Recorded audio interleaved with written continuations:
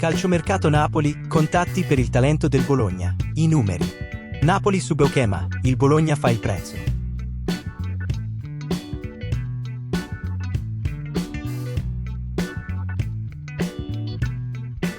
In base a quanto riportato nell'edizione odierna di Tuttosport, il difensore olandese fa parte dei piani del Napoli. Nato nel 1998, ha già giocato nel Go Ahead Eagles e nell'AZ Alkmaar, entrambi club olandesi.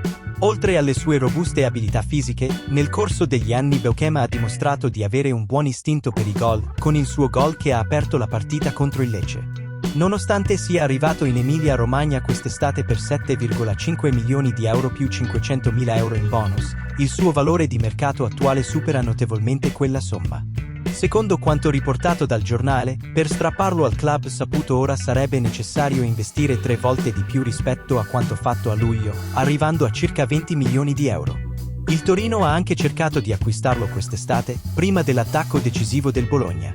Il team granata voleva puntare su di lui come sostituto di Schurz, nel caso in cui il club del Cairo vendesse l'ex difensore centrale dell'Ajax. Vedremo se il Napoli riuscirà a soddisfare le elevate richieste economiche del Bologna nei prossimi mesi o se preferirà orientarsi su altri obiettivi di mercato. Secondo voi Napolitanos questo giocatore del Napoli è buono? Lascia il tuo commento qui sul video ed iscriviti al canale, perché è molto importante per la nostra cara squadra. Grazie! Alla prossima squadra!